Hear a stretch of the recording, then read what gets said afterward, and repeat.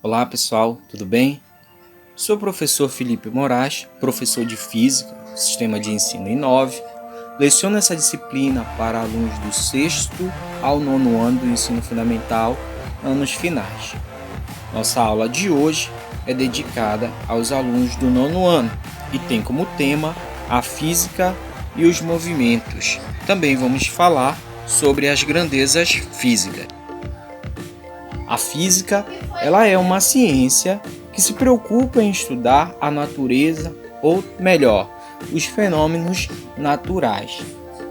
Esta disciplina, esta área de estudo, ela se dedica a estudar várias outras sub-áreas, como por exemplo a mecânica, a termologia ondulatória, a óptica, a eletricidade, o magnetismo e também nós temos a física moderna. Na aula de hoje, vamos abordar a mecânica e o estudo dos movimentos. O estudo dos movimentos não é algo assim tão recente. As primeiras considerações sobre o movimento dos corpos foram feitas ainda na Grécia Antiga, em especial pelo grande filósofo Aristóteles. Ainda para Aristóteles, existiam movimentos naturais e movimentos violentos. Esses movimentos naturais, os corpos, eles subiam e desciam, e tenderiam a retornar para seus estados naturais. Já os movimentos violentos, que nasceriam de forças externas aplicadas sobre o objeto. Na concepção de Aristóteles, os objetos mais pesados, que apresentavam maior gravidade, cairiam mais depressa que os mais leves, que por sua vez teriam menor gravidade. A grande revolução do pensamento só viria a acontecer 20 séculos mais tarde, quando Galileu Galilei inaugurou a ciência moderna, baseada na experimentação, derrubando alguns mitos aristotélicos, como a queda dos corpos. Hoje em dia, a cinemática, que é uma área da física responsável pelo estudo dos corpos em movimento, trabalha com conceitos bem definidos. No estudo da física é imprescindível a questão das grandezas e medidas. Grandeza nada mais é do que tudo aquilo que pode ser medido ou comparado. Na física, como em outras áreas, as grandezas são fundamentais para podermos entender e perceber o que acontece ao nosso redor. As grandezas físicas podem ser de dois tipos: grandezas físicas escalares e grandezas físicas vetoriais. As grandezas físicas escalares são aquelas que necessitam apenas de um valor numérico e uma unidade de medida, como por exemplo, volume, comprimento, massa, tempo, temperatura. Todas essas grandezas só necessitam de um valor numérico e uma unidade de medida, enquanto que velocidade e aceleração precisam, além do valor numérico, unidade de medida, vão necessitar de uma direção e um sentido. E quando isso acontece, nós temos uma grandeza física vetorial. Grandeza física vetorial necessita de unidade de medida, valor numérico, direção e sentido. Cinemática é a parte da mecânica que estuda os movimentos dos corpos ou partículas sem levar em conta ou consideração a causa dos movimentos. Referencial é uma partícula, substância, objetos ou até mesmo os corpos celestes em relação aos quais são definidas as posições de outros objetos ao seu redor. Para definir a posição desse objeto, precisamos de um sistema de referência, ou, como também se diz, de maneira mais cômoda, de um referencial. Temos, como exemplo na primeira imagem, um observador que está do lado de fora do trem, ou seja, está na estação, e o outro observador que está dentro do trem. Temos uma lâmpada que está na parte superior do trem, enquanto que o observador que está dentro do trem percebe a lâmpada sempre em repouso, ou seja, sua posição não altera com o tempo em relação ao seu estado onde ele está. Mas, em relação ao observador externo que está na estação, a lâmpada o trem e o próprio observador que estão dentro do trem estão em movimento em relação ao observador que está na estação.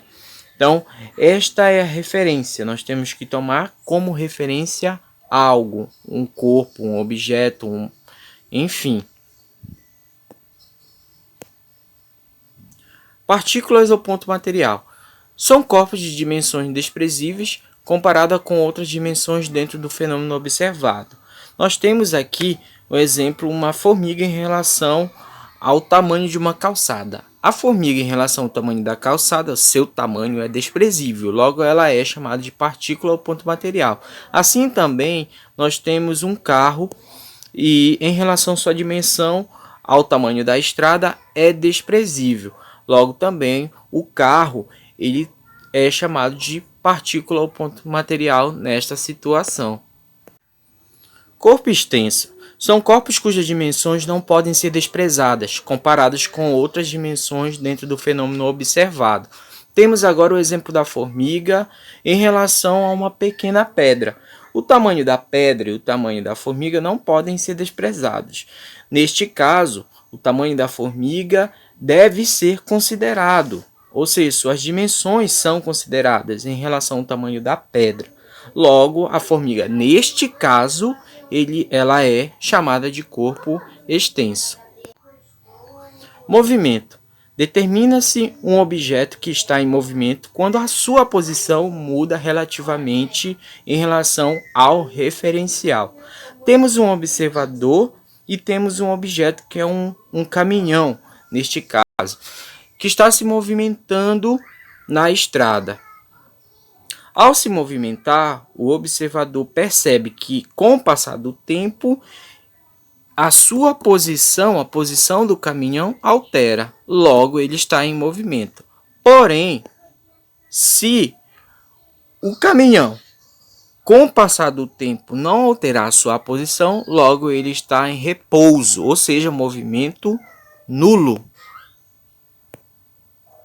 Trajetória. É o caminho percorrido pelo móvel. Para definir uma trajetória é preciso um ponto de partida para a observação, chamado de marco zero da observação. Toda trajetória depende de um referencial adotado. Então nós temos dois observadores, um que está do lado de fora do avião, outro que está no avião. O que está do lado de fora do avião percebe algo cair do avião de uma forma, enquanto que aquele que está dentro do avião percebe esse mesmo objeto caindo de uma outra forma. Então, nós vamos perceber aí nessa situação que a trajetória de quem está dentro do avião verá o objeto cair em linha reta, sempre em linha reta ou retilínea. Quem estiver na terra, no caso o observador que estava do lado de fora do avião na terra, verá um arco de parábola. Posição é a localização do móvel na trajetória, medida em relação a um ponto que será a origem dos espaços. Representamos a posição usando a letra X ou a letra S. Neste exemplo, nós temos um ônibus que está numa estrada. Exatamente, inicialmente também, na posição no quilômetro 10.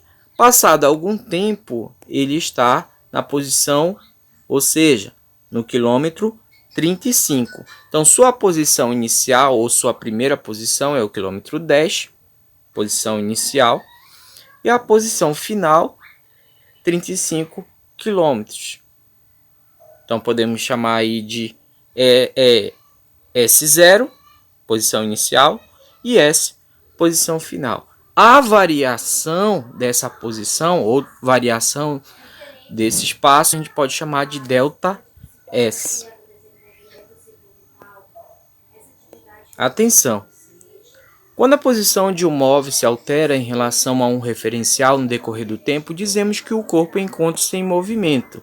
E quando a posição de um corpo não se altera em relação a um referencial no decorrer do tempo, dizemos que o corpo encontra-se em repouso. Existe repouso absoluto?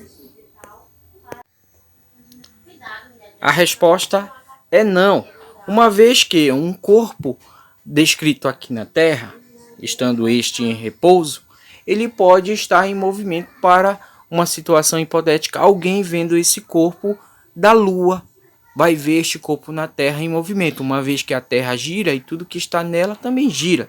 Então, logo, não existe repouso absoluto. Deslocamento, ΔS, é a variação da posição do móvel em referido intervalo de tempo. É representado pelos símbolos ΔS. Então, nós temos aqui uma variação, deslocamento, posição final menos posição inicial de um corpo.